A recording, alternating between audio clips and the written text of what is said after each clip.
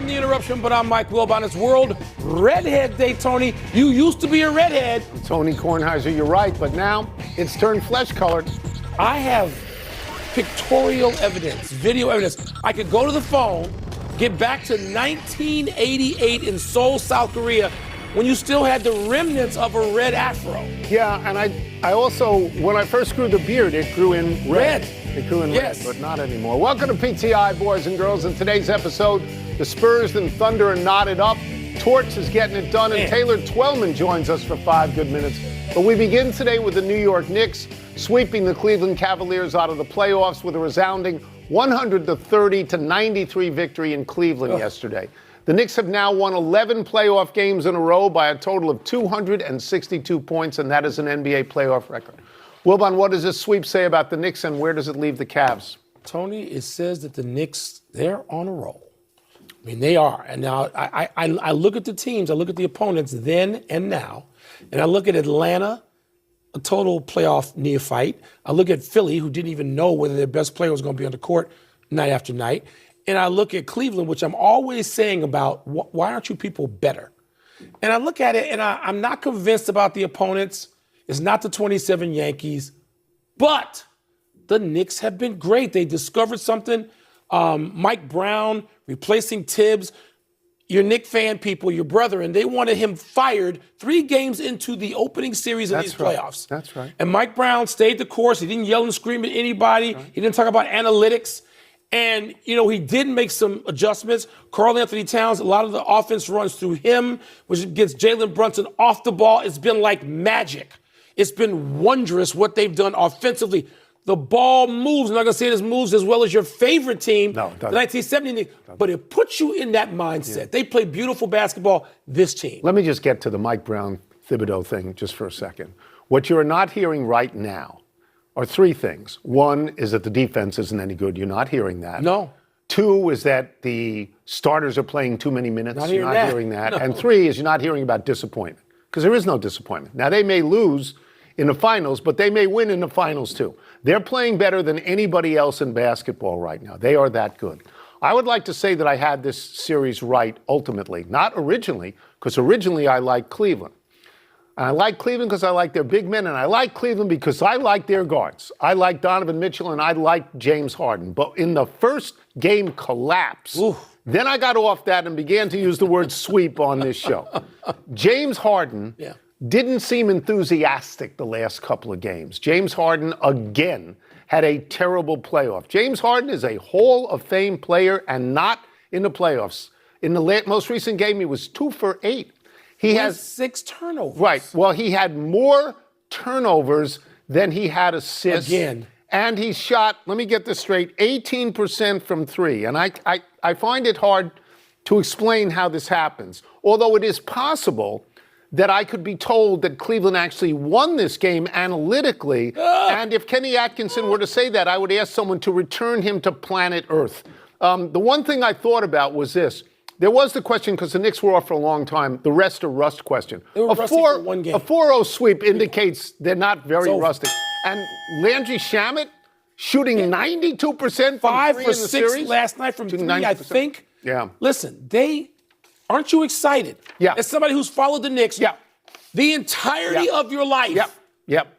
Here's what I just don't want to hear. I don't want anybody to talk about isolating a certain player from this team and saying he's the best Knick of all time. Now stop. Willis Reed is the best Knick of all time. Willis Reed. Let's stay with the NBA playoffs. Let's move to Oklahoma City, where tonight the defending champion Thunder will host the San Antonio Spurs. This series is tied 2-2.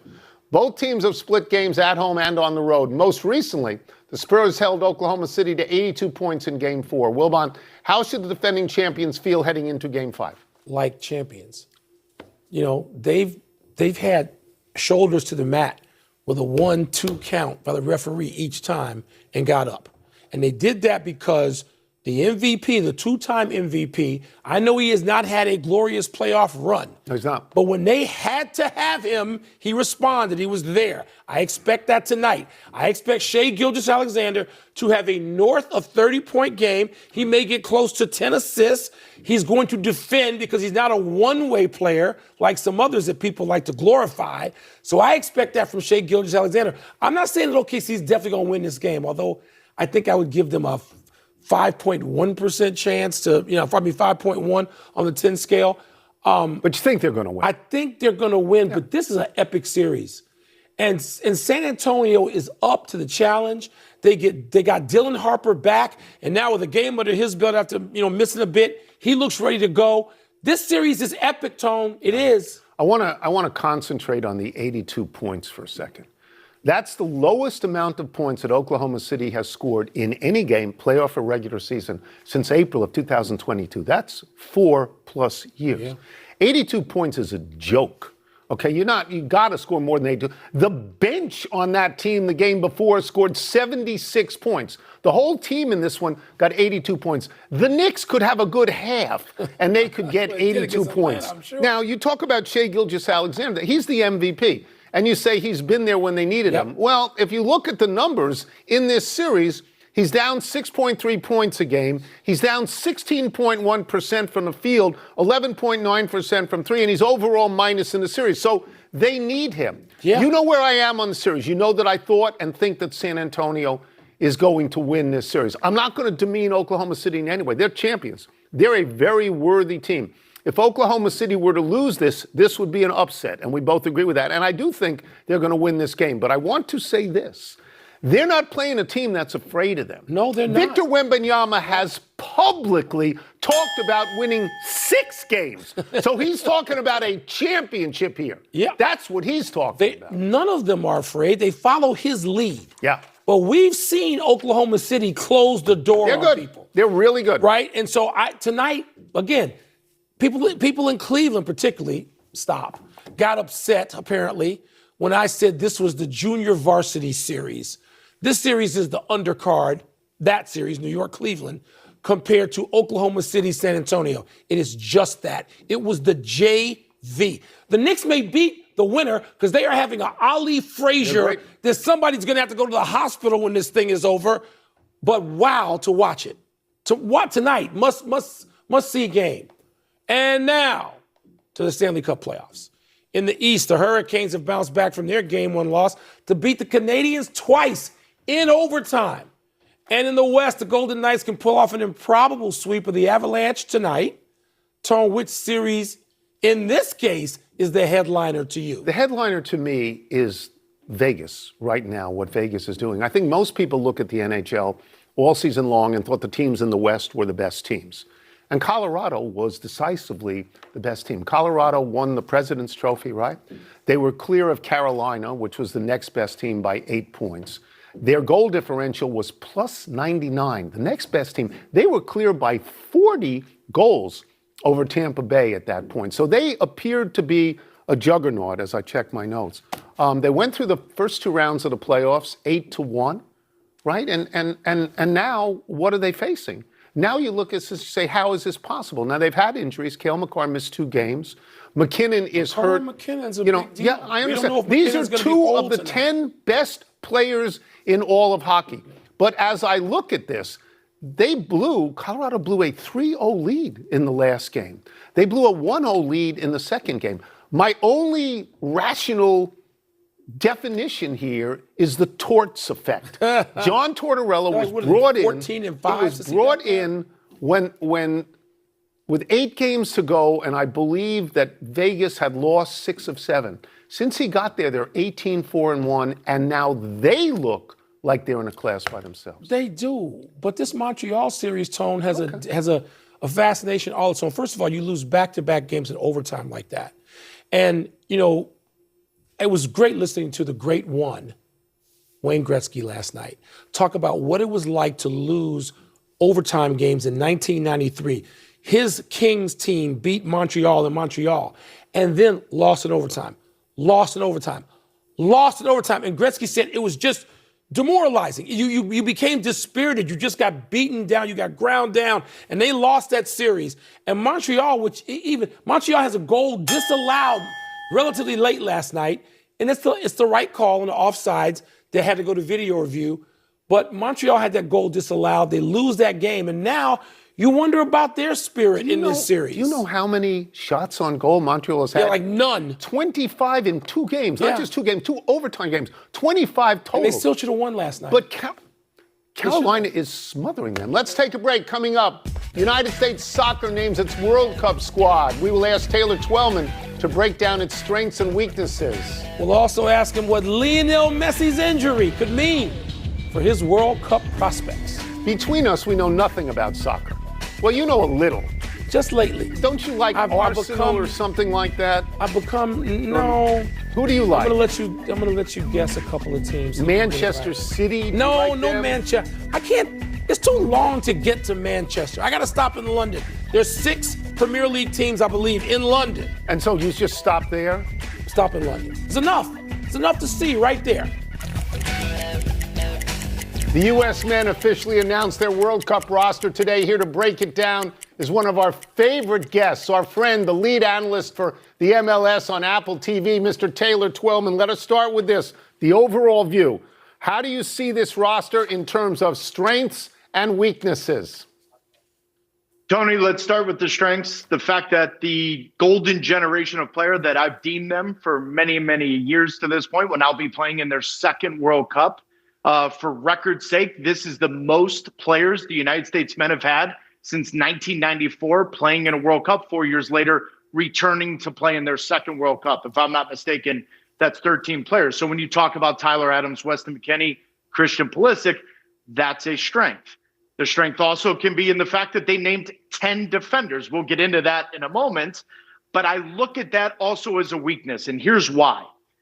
If you're naming 10 defenders, 7 of those 10 can ultimately play center back in a 3-back system, which is what Pochettino more than likely is going to do. Now you're making a statement to the public. You're making a statement to your players that we're going to be a little safe. I think the biggest weakness of this roster is in the midfield. If Tyler Adams gets yellow card accumulation or gets injured, they do not have a like-for-like replacement in this, and you handcuff yourself with naming a roster that's thin in the midfield.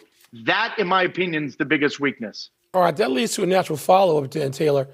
If there's one player omission that caught you maybe a little by surprise, it would be whom? Michael, it would be Diego Luna. In full transparency, since November of last year, I have said he's on the outside looking in.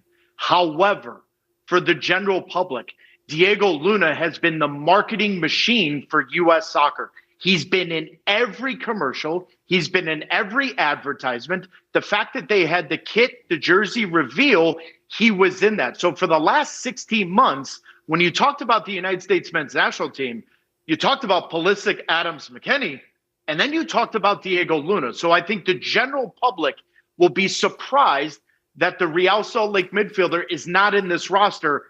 In my opinion, though, he was always on the bubble because he really doesn't have a position, a defined position within the system, but it's the first name that came to mind. Okay, given all of this that you told us so far, including this defensive first philosophy that seems to be paramount, what is your feeling about the state of the roster in whole? Us three have had many a good conversations over the past 4 years about the state of U.S. soccer with the appointment of Greg Berhalter again, and then him being fired, and then Pochettino coming in. There's one word I would use: apprehensive. Because of the 4 years. The 4 years hasn't been defined. The 4 years hasn't been convincing to the general public. And even those like myself that follow it for our daily lives every single minute, I'm not completely convinced that this group understands that they need to have their signature moment, that they are having home field advantage and in their backyard. I'm apprehensive. However, you two know this better than anyone. The last 4 years means absolutely nothing if they win their group and go all the way to the quarterfinal. None of us are going to be talking about the Reina versus Berhalter, the fact that they fell flat in Copa America, all of that. We will talk about none of that if they get to the quarterfinal. But if they fail to get out of their group, that is going to be talked about for years to come, because you could argue that U.S. soccer hasn't properly prepared for this World Cup, and that's why there's extra pressure on them. We will get you out of here on this, and we will go wider. We will begin with Lionel Messi. You have been within 3 feet of Lionel Messi every single day for the last 2 years. He's your boy. We understand that. He left Sunday's game with what's being called muscle fatigue in his left hamstring. He's the most famous soccer player in the world and probably, well, maybe still the best. What do you think this means for World Cup, this injury? Tony, 10 minutes after that game ended, I was in Miami when they beat Philadelphia 6-4. I immediately put it out in the social media avenues. I wasn't worried whatsoever. Before the 2022 World Cup, 18 days before, he had an ankle injury. We all know how that turned out. I'm not worried about Lionel Messi. And with Argentina in the biggest World Cup of having 48 teams, they can manage the 38-year-old's minutes. He will be completely fit. He'll be completely committed. And it's crazy to think that the reigning MLS MVP is now the reigning World Cup champion, kicking off in less than 3 weeks. This is a big moment for Messi and his legacy. We are so happy to have great. you in the first Absolutely. of your 10,000 appearances with us. We're so happy. Thanks, Taylor. Thank you, Taylor. Appreciate it. Michael, thanks for the jacket, buddy. Let's take one last break. Still to come, Wilbon's Cubs have lost 9 straight. What's up with that? You're hurting me. The Astros throw baseball's first no-hitter in almost 2 years, but should it even count? We love Taylor. He's great. Yes. Great talking to him about this. Yes. He can break this down. I know nothing people, about soccer, and he makes what he's it done, irresistible. I feel like I know something. Makes it irresistible. In fact, I know nothing. Aren't you ready to watch it now? Is it on now? No, aren't It's you in ready? like He's 2 getting months. you ready. Isn't it 2 months? 3 weeks. Happy time, people. Happy 27th birthday, Micah Parsons. The 3-time first-team All-Pro linebacker and former Rookie of the Year held out from the Cowboys last season and was traded from Dallas to the Packers. Parsons then signed a 4-year, $188 million contract with Green Bay, making him the highest-paid non-quarterback in the NFL. Parsons had 19 solo tackles and 12.5 sacks for the Packers before tearing his ACL in a Week 15 game against Denver. Parsons is expected to miss the first 3 or 4 games of the upcoming season. How he comes back may hold the key to who wins the NFL Central Division, which figures to be a dogfight among Green Bay, Detroit, and Chicago, because Parsons is that good. He's a menace. And I'm glad you called it the NFC Central, Sure. not the North. No. This North stuff. Parsons is that good. But I want to see him. So happy healing. I hope he gets better quickly. Happy anniversary, Robert Parrish. On this day 39 years ago, the Celtics center punched Detroit center Bill Laimbeer in the face. Boom, boom. With 23 seconds to go in the first half, and amazingly was not tossed from the game. No flagrant. That game became a nail-biter, with the Celtics trailing the Pistons by 1 point with just 5 seconds remaining. Larry Bird stole the inbounds pass from Isaiah Thomas and found a cutting Dennis Johnson for the winning basket as the Celtics won 108-107 in Game 5 of the Eastern Conference Finals. Johnny Moe's famous call was, "There's a steal by Bird underneath the DJ, and he lays it in." It's good. The Celtics won that series, but lost to the Lakers in the finals. The next 3 seasons, the bad boys would make the finals. When Laimbeer got punched to the ground by Parrish, one of the favorite moments of my life, because I find Laimbeer loathsome. So did apparently a lot of officials, because Jess Kersey, a great referee, looked at him and said, "Get up, Bill, get up." No flagrant, no review. Let me ask you a question. None of that. Would you want Laimbeer on your team? Of course. Yes, of course is the correct Found answer. him loathsome on the Happy Pistons. trails to yesterday's game for the Rangers. Texas got no hit by Houston as Astros pitchers Tatsuya Imai threw 6 Very hitless good. innings. Stephen Okert added 3 outs in the 7th, and then rookie Alim Bear Santa threw 2 hitless innings in his major league debut to seal the no-no. Santa is the first pitcher to take part in a no-hitter in his debut since Bumpus Jones Great name. went the distance all by himself in Great name. 1892. I was in high school. Of course, Bumpus, whose baseball card makes him look like a grumpus, then gave up 42 hits over the next 33 innings and was out of baseball by the age of 23. And other impressive pitching news, Brewers ace The Miz threw 57 pitches, clocked at 100 miles an hour or greater in Monday's 5-1 win over the Cardinals. I told you, The Miz may match Skeens. He may be his equal, okay? And it's not a no-hitter if there's more than one pitcher involved. That's right. It's something, but it's not quite a no-hitter. We would also like to acknowledge the passing of former Miami Dolphins defensive lineman, Manny Fernandez, who was 79. Fernandez was one of the stalwarts on the Miami Dolphins' no-name defense, along with others like Nick Bonacani, Vern Denherter, and Jake Scott. They were the backbone of Miami's undefeated season in 1972 and 2 Super Bowls.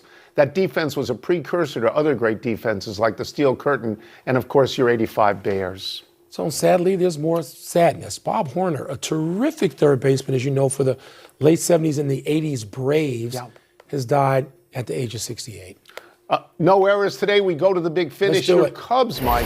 They've lost 9 straight. Break it down. I told you this. I told you I feared it was going to be 15-20. There's no pitchers. They got to get back, and how soon they can get back. It's almost June. We need them. Felix Rosenqvist won the Indy 500. Your analysis, please. I missed the race. Me too. I forgot it. It's something I look forward to every single year, and I missed it. Same here. Missed it. Princeton won the men's lacrosse title. Northwestern won the women's crown. Your thoughts? We handed North Carolina their only 2 defeats of the year by 1 in Chapel Hill. They had the vengeance factor going too bad. Kelly Amani Hiller and the Wildcats win a 9th championship. Try that on for size. Congratulations. 6 seed Daniil Medvedev and 7 seeded Taylor Fritz out of the French Open in the first round. Is that a big deal? I wore this purple for you, just so you know, in honor of Northwestern. Is it a big deal? It's a big deal if Sinner goes out, because he's the best player in the French Open, because Alcaraz not in the French Open. Yeah. Last one, Colton Cowser of the Orioles has 2 walk-off homers in 2 days. Is another one tonight? No, it's the Johnny Vandermeer rule. You can't get to 3. No. We're out of time. We will try to do better the next time. I'm Tony Kornheiser. I'm Mike Wilbon. Same time tomorrow, knuckleheads.